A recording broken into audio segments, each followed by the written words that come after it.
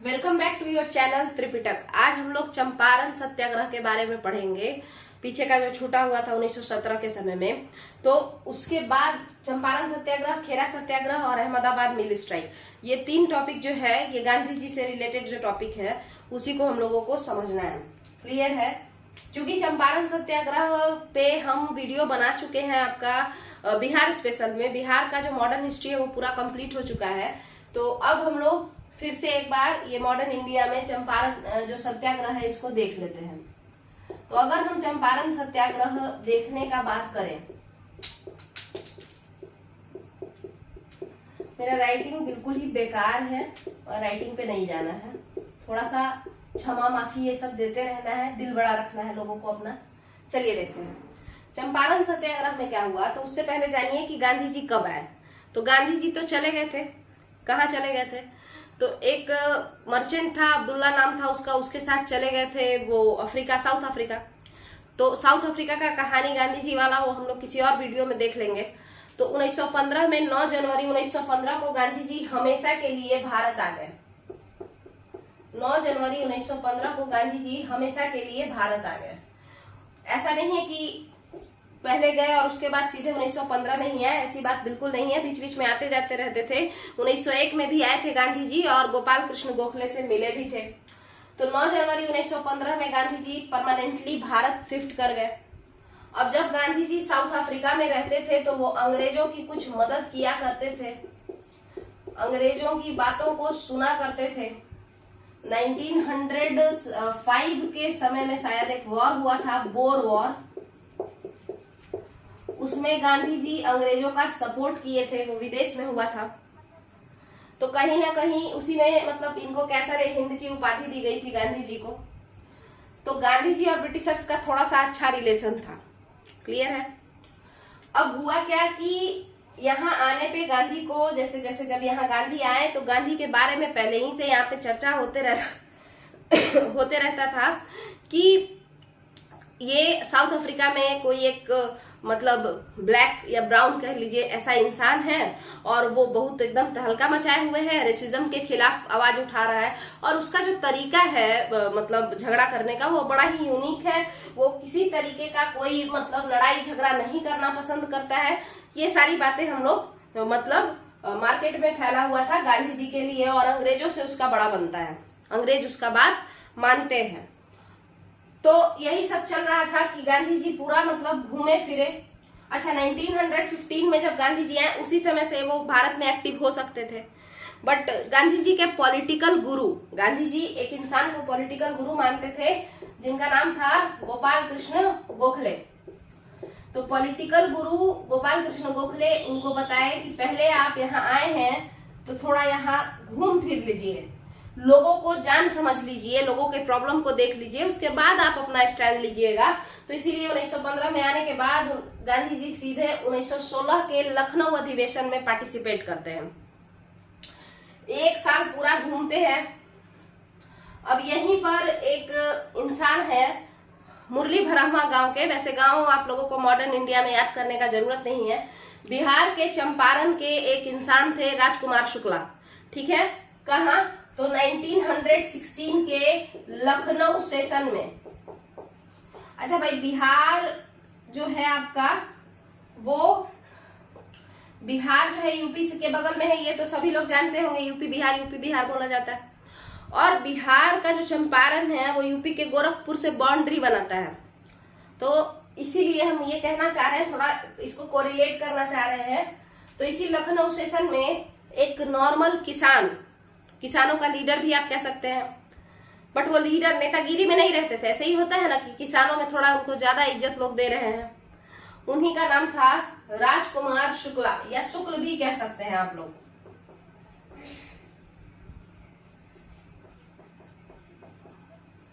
राजकुमार शुक्ला जो थे वो क्या किए, इसको समझना है। राजकुमार शुक्ला को सारे किसान बोले कि एक प्रॉब्लम है। तो प्रॉब्लम क्या है? तो प्रॉब्लम ये है कि 3 कठिया सिस्टम लागू हो गया है जो कि बहुत पहले ही से चल रहा है। किससे बोल रहे हैं किसान? चंपारण के किसान चंपारण के ही राजकुमार शुक्ला से बात कर रहे हैं। ध्यान से सुनिएगा कि तिनकठिया सिस्टम जो है वो बहुत बड़ा प्रॉब्लम क्रिएट कर रहा है।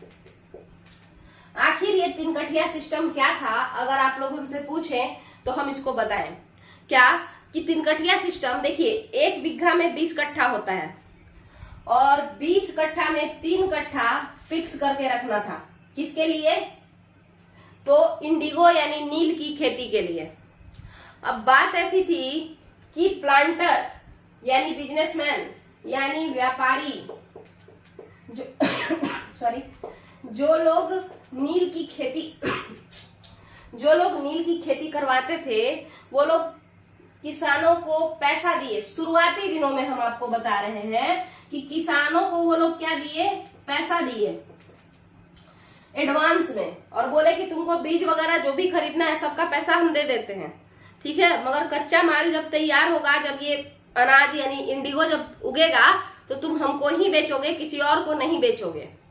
ये लोग सोचा कि कहाँ हमको व्यापार करने, अनाज उगाने के लिए, फार्मिंग करने के लिए, खेती करने के लिए कहाँ हमको कितना ज्यादा मेहनत करना पड़ता है और पहले पैसा लाना पड़ता है सामान खरीदने के लिए, और कहाँ प्लांटर हमको पहले ही दे रहे हैं। तो ये ज्यादा अच्छा इन लोगों को लगा। चंपारण के किसान को प्लांटर मतलब वो व्यापारी जो नील की खेती करवाना चाहते थे किसानों से। तो प्लांटर ये सोचे कि प्लांटर बोले किससे? किसानों से, चंपारण के किसानों से, कि हम आप लोगों को क्या देंगे? एडवांस पैसा देंगे। आपको अपने घर से 1 रुपया नहीं लगाना है, हम पैसा दे देंगे, आप सामान खरीद के लाइएगा, आप उगाइएगा, बदले में बस इतना करना है कि आपको अपना माल जो है कच्चा माल वो हम ही से बेचना है। तो चंपारण के किसान को लगा कि भाई ये बहुत ही फायदेमंद चीज है, इसमें कोई खराब बात नहीं है। क्लियर है कि मतलब ये बहुत फायदेमंद चीज है। शुरुआती दिनों में वो एक बात नहीं होता है, all that glitters is not gold, उस तरीके का कुछ हिसाब किताब हो गया था।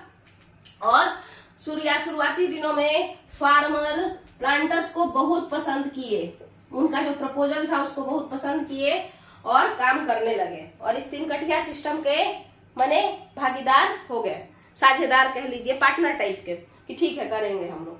तो प्लांटर बोले पैसा वैसा तो ठीक है, जमीन हमको चाहिए, तो जमीन उपजाऊ होना चाहिए। अगर तुम्हारे पास 1 बीघा जमीन है तो उसमें से 3 कट्ठा देना पड़ेगा, यानी 3 कट्ठा पे केवल नील की खेती होगी। तो पहला तो एक चीज ये कंडीशन था कि 3 कट्ठा देना पड़ेगा पर बीघा जमीन पे, और इस 20 कट्ठा यानी 1 बीघा में वो वाला 3 कट्ठा जो सबसे ज्यादा उपजाऊ है वो वाला हम रखेंगे। ऐसा कौन बोला? व्यापारी बोला, प्लांटर।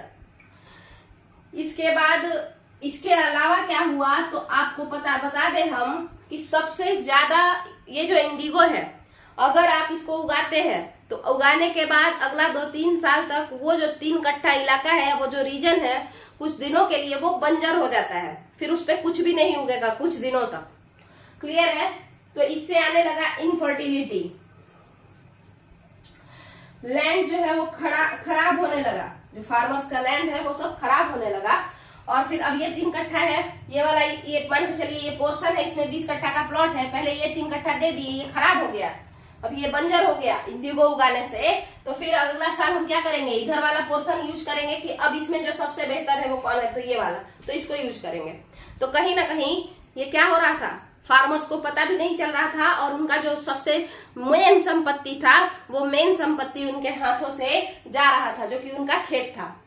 अब यहां तक का अगर आपका क्लियर है। इसके अलावा फार्मर्स को इंडिगो उगाने से क्या उनका पेट भर सकता था? नील तो कैश क्रॉप है ना, कैश क्रॉप है वो। कैश क्रॉप को मतलब उसका हिंदी हमको ध्यान में नहीं है, मतलब सिर्फ उसको बेचा जा सकता है, खाया पिया तो नहीं जा सकता है, पेट भर के खा रहे हैं नील को, है ना। तो इंडिगो उगाने से ना तो इनका पेट भरता था, ठीक है, और इनकी जो जमीन थी, जो भूमि थी, वो भी घटती जा रही थी क्योंकि बंजर होते जा रही थी। तो ये सब प्रॉब्लम बढ़ता जा रहा था, ठीक है। मगर तभी क्या हुआ कि जर्मनी में धीरे धीरे बढ़ते 1915-16, आपका सीधे बात अगर समझिए तो इंडस्ट्रियल रिवॉल्यूशन जो आया उसके वजह से, तो इंडस्ट्रियल रिवॉल्यूशन आने के बाद औद्योगिक क्रांति के शुरुआती दिनों में जर्मनी में या यूरोप में सिंथेटिक नील का जो है उत्पादन शुरू हो गया। जब कृत्रिम नील यानी सिंथेटिक इंडिगो बनना शुरू हो गया तो आपको जाहिर सा बात है कि सस्ता कौन मिलेगा, यही मिलेगा, क्योंकि कोई मेहनत से कुछ उगा रहा है तो वो महंगा ही मिलेगा, क्योंकि ये शुद्ध है, नेचुरल है, और ये कृत्रिम है, मशीन से बनाया जा रहा है, तो ये सस्ता मिलेगा क्योंकि इसमें लेबर कॉस्ट कम लग रहा है। तो इसीलिए अब ये सस्ता भी था और क्वालिटी में कुछ मतलब कलर वाइज अगर आप देखें तो ये इससे खराब नहीं था और बेहतर था, आप कह सकते हैं ऐसा, या नॉर्मल इसी के जैसा था। तो ज्यादा बिक्री किसका होने लगा? कृत्रिम नील का, यानी आर्टिफिशियल इंडिगो का, सिंथेटिक इंडिगो उसको कहिए, सिंथेटिक। अब जो नेचुरल इंडिगो था, प्लांटर बोले कि अब हम लोग नहीं लेंगे। तो किसान बोले कि भाई इतना मेहनत किए हैं, सारा भूमि बंजर बना दिए और अब आप कह रहे हैं कि अब हम लोग नहीं लेंगे। देखिए प्लांटर का क्या था, प्लांटर का भी कुछ मतलब वो लोग व्यापारी थे तो उनका भी घाटा हो गया क्योंकि वहां सिंथेटिक नील बनना शुरू हो गया था। तो वो लोग अपना पलड़ा झाड़ लिए और बोले कि हम नहीं लेंगे। अब क्लियर है? ये जब ये सब बात चल रहा था इस समय 14, 15, 16 यानी सॉरी 1914, 1915, 1916 यही सब जमाना चल रहा था जब ये लोग ना नुकुर कर रहे थे कि हम सामान नहीं लेंगे, हम लोग पैसा नहीं देंगे, ना ही हमको नील तुम्हारा चाहिए। किसान बोले कि नील रख के, नील चावल थोड़े है जो हम नील रखेंगे और उसको खाएंगे, आप लोग ये नील ले लीजिए, हम उगाए हैं, कम से कम इस साल तक ले लीजिए और हमको पैसा दे दीजिए। बट क्या प्लांटर्स मानेंगे? प्लांटर्स नहीं माने। यही सब बात चंपारण के किसान आपस में कर रहे थे। तो राजकुमार शुक्ला भी एक किसान थे चंपारण में। ये बोले कि हम जाते हैं यहाँ के किसी लोकल लीडर से बात करते हैं, ठीक है। तो चंपारण के एक इंसान थे जो कि जिनका पहुंच कांग्रेस तक था, वो जो कांग्रेस संस्था थी वहां तक उनका पहुंच था, चंपारण के एक इंसान का, एक लीडर का, और वो लीडर थे ब्रजकिशोर प्रसाद। आपको बता दें कि ब्रजकिशोर प्रसाद प्रभावती जो कि जयप्रकाश नारायण की वाइफ है, उनके पापा है। ये जयप्रकाश नारायण के ये ससुर है ब्रजकिशोर प्रसाद। तो राजकुमार शुक्ला को पता चला कि कांग्रेस का एक लीडर है, यहीं से बिलोंग करता है, मतलब चंपारण का है। ये एकदम दौड़े दौड़े अपना बोले कि भाई जल्दी जल्दी तुम लोग लिस्ट बना के दो हमको, क्या क्या प्रॉब्लम है। तो सारा गाथा लोग गा दिया कि भाई पहले तो लालच में आ गए, पैसा था नहीं। वो लोग बोला कि कोई अपने घर से खर्चा नहीं है, खाली पैसा ही पैसा है, मेहनत करो, पैसा लो, पैसा हम लोग पहले ही एडवांस दे देंगे। और बाद में क्या किया, धोखा भी दिया। ऊपर से जो हम लोगों का मूल संपत्ति था, जो मेन प्रॉपर्टी था हम लोग का जमीन, वो भी बंजर कर दिया सब। ये सारा बात ये लोग लिख लिया। कौन लिखे? राजकुमार शुक्ला लिखे और ले जाकर के ब्रजकिशोर प्रसाद से मिले। और ब्रजकिशोर प्रसाद से मिलके क्या बोले आप लोग बताइए? तो उनसे बोले कि ये प्रॉब्लम है, आप ये पढ़ लीजिए। ब्रजकिशोर प्रसाद बोले कि ठीक है, लखनऊ में अधिवेशन होने वाला है, 1916 में लखनऊ में अधिवेशन होने वाला है। तो हम लोग वहां पे जा करके, एक बहुत महान नेता आए हैं, साउथ अफ्रीका में एकदम बवाल करके आए हैं, हम लोग उनसे मिलेंगे। और तब राजकुमार शुक्ला को पता चलता है गांधी जी के बारे में। ब्रजकिशोर प्रसाद बताते हैं कि गांधी जी नाम के एक नेता आए हैं, अंग्रेज उनका बड़ा बात सुनते हैं, हम लोग उनसे मिलेंगे। तो हुआ कि आखिर गांधी जी मिलेंगे कहाँ? तब हुआ कि गांधी जी मिल जाएंगे। ब्रजकिशोर प्रसाद बताते हैं कि लखनऊ का अधिवेशन होने वाला है 1916 में, कांग्रेस का लखनऊ अधिवेशन होने वाला है। तो लखनऊ में उस अधिवेशन में गांधी जी आएंगे तो हम लोग वहां मिल लेंगे। तो ब्रजकिशोर प्रसाद लिट्टी चोखा ये सब अपना पैक किए और राजकुमार शुक्ला भी पैक किए और ये लोग अपना खाना पीना लेके चल दिए। लखनऊ पहुंचने के बाद ब्रजकिशोर प्रसाद, वो जो कागज था, जो चंपारण के किसानों का जो दुख भरा ये था, एक लेटर समझ लीजिए, उस लेटर को कांग्रेस में प्रस्तुत किए, कांग्रेस की सभा में, ठीक है, कांग्रेस के अधिवेशन में, ठीक है, कांग्रेस सेशन में, लखनऊ कांग्रेस सेशन में उस लेटर को क्या किए, प्रस्तुत किए, पेश किए। क्लियर है? तो उस पर उतना ज्यादा कोई फोकस नहीं किया, हमेशा से ही बिहार के मैटर पे सेंट्रल लेवल पे उतना ज्यादा कोई खास फोकस कभी नहीं हुआ है ना, तो वैसा ही उतना ज्यादा कोई फोकस नहीं किया। गांधी जी से राजकुमार शुक्ला अकेले में रिक्वेस्ट भी किए कि आप आइएगा, बहुत ज्यादा प्रॉब्लम में है हम लोग, बट गांधी जी भी उस समय उनको लगा कि ऐसे ही होता है ना, थोड़ा बहुत एक्साइटेड होकर के या इमोशन में आकर के, गुस्सा में आकर के ऐसे ही बुलाने आ गया है ना, फिर भूल जाएगा। गांधी भी 1916 में तो नहीं गए। तो ये कहानी था गांधी जी को बुलाने का, लखनऊ अधिवेशन का। लखनऊ सेशन में जाने के बाद भी राजकुमार शुक्ला को सक्सेस नहीं मिला, वो गांधी जी को साथ लेके नहीं आ पाए। तब फिर क्या हुआ, अगर आप लोग को देखना है यहाँ पे, तो आता है 1917 का कलकत्ता अधिवेशन। कलकत्ता अधिवेशन में जब 1917 में फिर राजकुमार शुक्ला जाते हैं और इस बार वो गांधी जी को कलकत्ता से ही लेके चले आते हैं। गांधी जी जब उनसे मिलते हैं दोबारा तो उनको लगता है यानी मैटर सीरियस है, क्योंकि 1 साल तक किसी एक चीज के पीछे कोई पड़ा हुआ है यानी मैटर सीरियस है, तो इसीलिए गांधी जी बोलते हैं कि हम आ जाएंगे। और इस तरीके से गांधी जी 10 अप्रैल 1917 को पटना पहुंचते हैं। क्या हम यहाँ पे लिखते जाएं? आप लोग ध्यान से सुनिएगा तो ये समझ में आता जाएगा। ये केवल एक कहानी है और आप लोग को बता दें हम कि ये एक बार बिहार वाले में हम कंप्लीट भी करा चुके हैं, बट देखिए कुछ लोग तो बिहार स्पेशल खोलेगा ही नहीं, जो बाहर के लोग हैं वो लोग बिहार स्पेशल क्यों खोलेंगे, इसीलिए हम इसको मॉडर्न इंडिया में दोबारा करा दे रहे हैं। और उसमें लिखा हुआ भी है, साइड में जो लिखा रहता है तो वो लिखा हुआ है उसमें। तो अगर आप लोग को कहानी के तरीके से ये बात समझ में आ पा रहा है तो आप लोग चैनल से जुड़ सकते हैं, है ना। और अगर अभी भी उतना ज्यादा चैनल सही नहीं लग रहा है तो आप कमेंट भी कर सकते हैं, कमेंट से भी काफी मोटिवेशन मिलता है। ये बात हमको इधर ही कुछ रिसेंट ही पता चला है। कमेंट देख के एक कमेंट अगर एक बार आई आ जाए ऐसा कुछ, तो 2 वीडियो बनाने का तो मन हो ही जाता है। बाकी अगर आप लोग को पसंद आ रहा है तो आप चैनल से जुड़ भी सकते हैं, यानी चैनल पे सब्सक्राइब कर सकते हैं चैनल को। एक लाल कलर का बटन रहता है, आप उसको अगर दबाएंगे तो वो सब्सक्राइब हो जाता है चैनल, तो उससे आप मेंबर बन जाते हैं चैनल के। और कोई भी जो नया वो होता है, नया टॉपिक अगर अपलोड होगा तो वो आप लोग के मोबाइल पे शो करेगा, बेल बटन अगर आप दबा देते हैं तो यहाँ पे अब हम लोग समझते हैं आगे का। तो गांधी जी क्या बोले?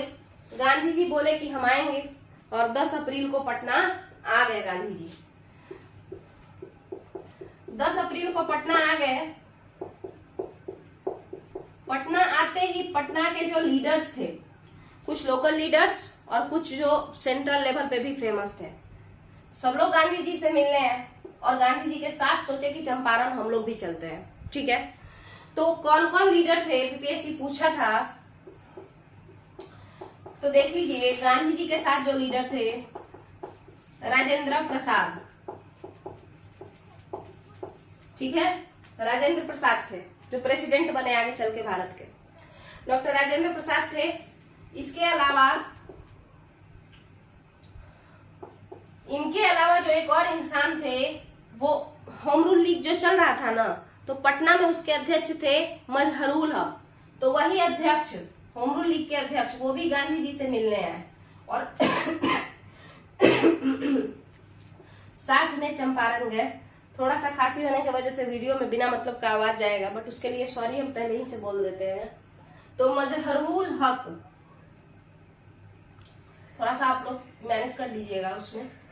एक तो ये हो गया राजेंद्र प्रसाद, एक हो गए आपके मजहरुल हक और एक प्रेसिडेंट साहब। इसके अलावा और कौन लोग थे, तो जेबी कृपलानी, सुचेता कृपलानी जो यूपी की सीएम थी, फर्स्ट फीमेल सीएम, ये उनके हस्बैंड हैं। जेबी कृपलानी यहीं पे आरा में प्रोफेसर थे, तो वो भी साथ में गए थे। इसके अलावा महादेव देसाई,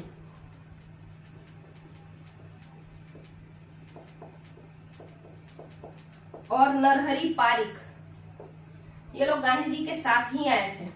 आपको नाम से ही पता चल रहा होगा कि ये लोग गुजराती लोग हैं।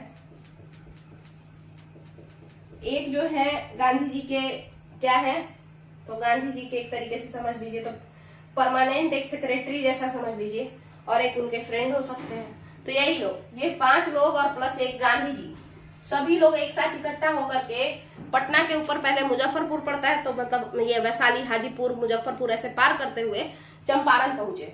चंपारण, मोतिहारी चंपारण पहुंचने में 15 अप्रैल यानी 5 दिन लगा। 15 अप्रैल को जैसे ही चंपारण पहुंचते हैं गांधी जी, पहले वेस्ट चंपारण इस चंपारण जैसा नहीं था, चंपारण पूरा चंपारण ही था। तो 15 अप्रैल को जब गांधी जी 1917 में पहुंचते हैं तो एडवर्ड गेट, जो चंपारण का एक तरीके से समझ लीजिए तो डिप्यूटी गवर्नर, ठीक है, चंपारण का डिप्यूटी गवर्नर रहता है एडवर्ड गेट, उनको पता चलता है कि गांधी जी आए हैं।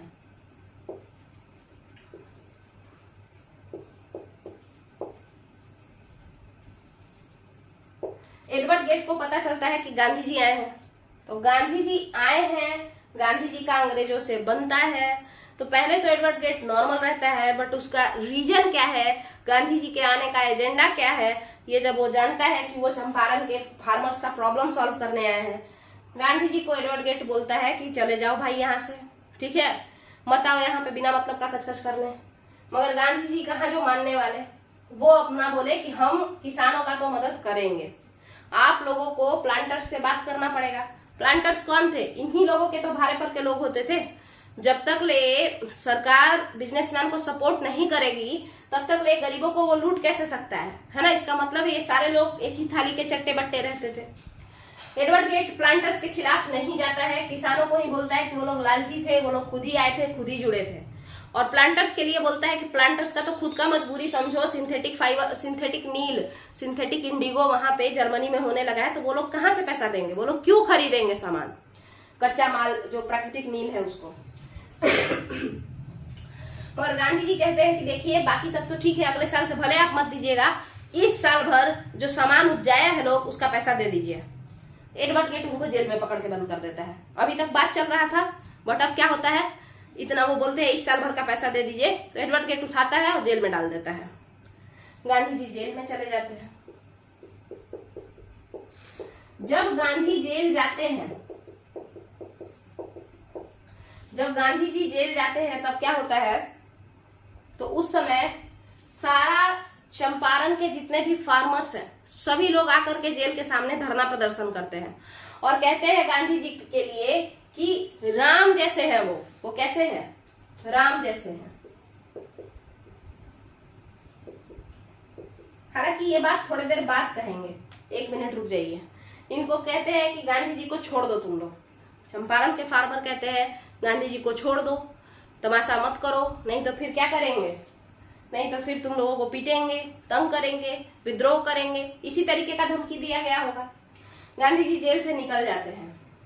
बातचीत के बाद ऐसा होता है कि देखिए पूरा पैसा तो प्लांटर्स नहीं देंगे, मगर अगर 100 रुपया फार्मर्स को मिलना चाहिए, मतलब अगर वो 100 रुपया का सामान उगाए हैं तो प्लांटर्स इंडिगो के बदले 25 रुपया जरूर देंगे, यानी 25% पैसा फार्मर्स को मिल गया। जब ये बात फार्मर्स को पता चला कि भाई 25%, जहां कुछ नहीं मिल रहा है वहां पे 25 रुपया मिलेगा, 100 पे 25 यानी 25% पैसा वापस मिलेगा, तो वो लोग बड़ा खुश हुए। और उसी क्रम में इसी बात से खुश होकर के गांधी जी को चंपारण के फार्मर्स लोगों ने राम जी से कंपेयर किया। राम जी कौन है, तो हिंदुइज्म में जो भगवान राम है उन्हीं से कंपेयर किया गया। और अंग्रेजों को, और बेसिकली एडवर्ड गेट को ही कह लीजिए, अंग्रेजों को रावण से कंपेयर किया गया, किसानों ने कंपेयर किया। क्लियर है। तो गांधी जी का इसमें क्या हुआ, चंपारण में एक तरीके से जीत ही हासिल हुआ। कहा एक भी बात नहीं सुनता था अंग्रेज किसी का, गांधी जी को 100 की जगह 25 रुपया तो दिया है ना। तो यहाँ पे आपका चंपारण सत्याग्रह सफल हुआ, जो कि भारत में गांधी जी का पहला सत्याग्रह था और वो सफल भी हुआ। तो अब आप लोगों का ये जो चंपारण सत्याग्रह है, क्या ये क्लियर है? क्या आप लोगों का चंपारण सत्याग्रह क्लियर है? क्या आपको समझ में आया?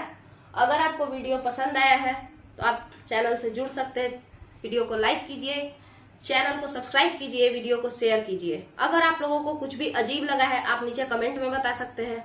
अगर आपको मोटिवेट करने के लिए 2 कमेंट अच्छा भी करना है, अगर वीडियो पसंद आया तो आप अच्छा कमेंट भी कर सकते हैं। और खास करके अगर किसी को नहीं आया, पसंद आया है, वो लोग जरूर नीचे एक मतलब उसका सुधार कैसे हो सकता है, आप कैसा पसंद करते हैं वो जरूर नीचे बताइएगा। चलिए, थैंक यू।